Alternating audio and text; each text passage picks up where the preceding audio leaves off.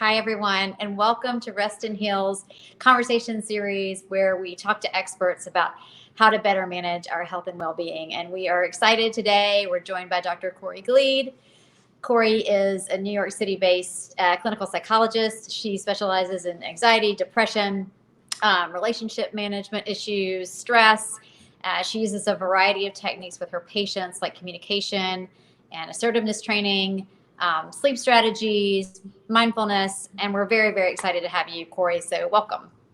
Thank you, Anna. So I guess let's just start with the fact that, we're here to talk about how to set boundaries at work and home.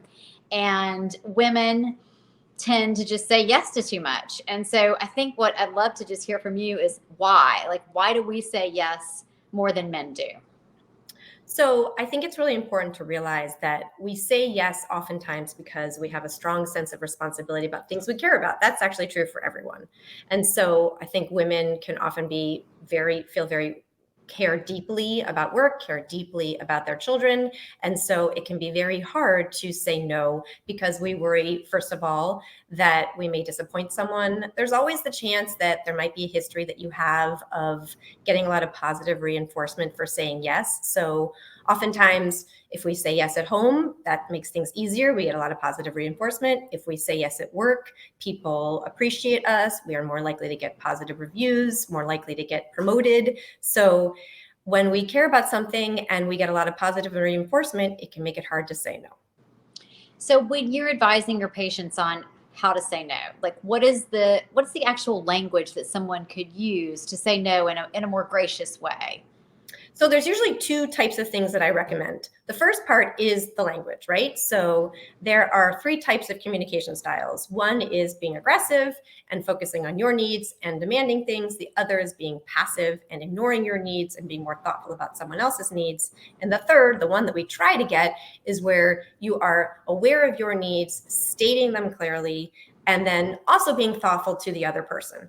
It does not mean that every time you state things clearly and are also thoughtful to the other person's needs that you get what you want, but it can help you feel like you are not angry and resentful when you just focus on your needs, which is what happens when you do that over time.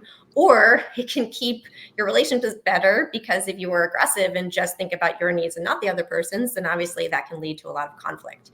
I would like to say that the other part I want to mention is guilt. So it can be very hard to focus on our needs. We feel guilty. And sometimes that has to do with a history of certain family issues or dynamics or past relationships where that again might have been reinforced, or we might have been told that it was wrong to think about our needs. So when we are assertive, sometimes people feel guilty. And so I often like to say that sometimes in order to take care of yourself, you may feel bad. You may feel like you're hurting someone else. Mm-hmm. And it's really important to think about what over time, not just in the moment, but can you look at your actions when you're thinking about your needs and taking care of yourself and communicating that over time? What's the trajectory of that? In the moment, you might feel bad, but if you're kind of doing that regularly, does that make your life more open? Do you feel more engaged? Do you feel more hopeful? Yeah. Well, let's just talk about like a real life example at work. And let's just say that your boss comes to you with a new project. You have a lot on your plate already. You know you shouldn't do this. You don't even think you can give it the time and the attention that it needs. But you feel guilty for saying no. You feel guilty because you don't want to disappoint your boss. You also, might feel like you're letting down your team because if you don't do it, then somebody else has to do it. But at the end of the day, it's really not in your best interest to take on this project. So how would you advise thinking about that and communicating around that? Right. So this is an example that I think has happened to probably most of us. I know it certainly has happened to me. And I think there's what I was just talking about before. So you would want to use communication strategies, assertive communication strategies, by explaining your needs, validating the other person's needs, right? So you would say, Rob, I really understand that you are really pressed right now, and I understand that there's just so much going on, and I just have to be honest, I am at my max. And keep it short. Don't explain yourself too much. That's also really important. Mm-hmm. And again, Rob may be angry or disappointed, and there could be repercussions. You said that this is a situation where you really can't. So I'm not suggesting that you can, right? So you want to be flexible. Rigidity is definitely what we can often get stuck in. Rules, I should always act this way. So sometimes if it's really, really important and you can, then you shift in the work direction. Or sometimes if something's really important at home or your health, then you shift in the health direction. And part of it is being flexible and knowing where to shift, or just being really honest with yourself. And to that point, maybe there's even a third solution in that scenario where it's like, okay, I could take on part of this, but I would need a partner or somebody to team up with me because I can't do it all on my own. And maybe that's a way to think about it. Let's talk about home for a minute. And this is for all the moms out there, with our children, setting boundaries with our children. We really want to give them all the support and help them. Life is stressful for them out there. I mean, you have a middle schooler, I have a middle schooler. You just want to do for them because you remember how tough things were at that stage and in all stages. But, how much is too much? What kind of boundaries should we be setting around homework, around,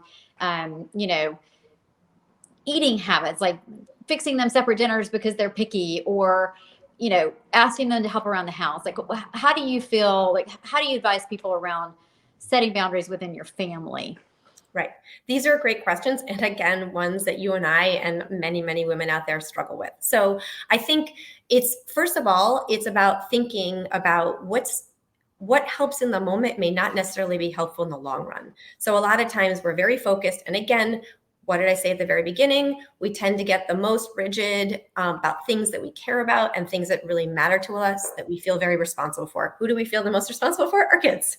Yeah. So we can get easily stuck in this. And it can also be extremely painful for us if we see them not doing well, or worrying that if we do the wrong thing, something bad is going to happen to them. But one of the things that's really important to be aware of is that there's really increasing rates of anxiety and depression in kids in middle school, high school, and particularly in college, and also rising rates of suicide. And a lot of this is supposedly, for the research suggests, around kids actually being less independent. And so part of it is thinking about, what can they do? Can they do this for themselves? So for an example, making lunch in the morning, right? I'm very busy in the morning, and oftentimes my older son does not want to make lunch for himself. And I can easily get roped into thinking, well, what if he doesn't eat? And, he's 12. I've bought salami, I've bought cheese, he can put those things in a Tupperware. Does he always do that? No. Does that mean that sometimes he won't eat lunch? Sure. But that's a decision he can make for himself or not. Now, some people might disagree with me, but the truth is that if you think that your kid is developmentally able to make that choice for themselves, you really want to let them try to do that. And they may fail. If he's starving and comes home, hopefully he'll realize, I got to save a little bit more time, or I have to focus a little bit more on making myself lunch. If it is a choice about, say, alcohol, right? Yeah. Should I drink or not? And he's 12. I am definitely going to make that choice for him. No, he is not developmentally ready to make the choice whether he should drink or not.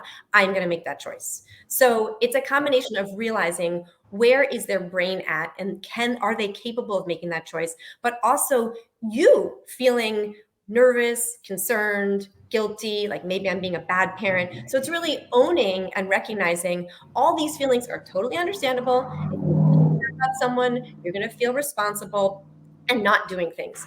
And keeping in mind, in the moment, that might be very hard, but really we want them to grow into a person that can go off, live by themselves, possibly either go to college or get a job, move out of the house. So putting up with those feelings in the service of thinking of helping your child grow. Wonderful. And I think this maybe is an add-on topic that we're going to talk about in more depth at a later time, because I just think there's so much there, and it's hard. It's one of those really, really tough topics, and we want to do the right amount. And that's there's a fine line. There's a balance that you have to really, really find for yourselves. Let's talk about the health repercussions of not setting boundaries, and what can happen to you if you're not the kind of person that can be assertive enough to really set those boundaries. Like, what can happen to you at a physical level? Right. So I'll tell you quickly, in the moment, as I mentioned earlier, it's really important when someone who is pushy and asks you for something to stick with something short and simple. It's called the broken record technique. You just briefly say no, you don't give a lot of reasons, and you just repeat yourself over and over again. Mm-hmm. So pushy people tend to keep going, keep going. So if you have a short, quick response, that is going to be the best. If you are able to think about your needs over time, obviously that will lead to, sometimes feeling bad or feeling anxious, but overall you will be feeling healthier. We know from research that the more you hold in, the more you say yes, the more you don't think about your needs, it either leads to anger, which certainly is going to affect your relationships with kids or husbands or coworkers. It also can lead to more physical problems, stomach issues, headaches, sleep issues. And that over time not taken care of can be very debilitating. And then you don't end up being the person you want to be at work, or the mom or the wife or the friend you want to be. So again, I'll go back to, can you make space for? Can you acknowledge that you're having some hard emotions in the moment, feeling guilty, feeling worried that you're doing something wrong, and actually just acknowledge this is a normal feeling, and not try to get rid of it in the service of taking care of yourself more in the long run, and set a really great example for your kids. Amazing. And I think we need all women out there to be healthy, because we play such an important role in society, and we have to be so proactive when it comes to our health, and all these things we have to be talking about and thinking about very actively. Corey, you're amazing. Thank you so much. You too, Anna. And everyone, please visit our website, restandheal.com. Send feedback on what you want to talk about next, what you'd like to hear more about. Check out all of our great care packages, and we'll see you next time. Take care.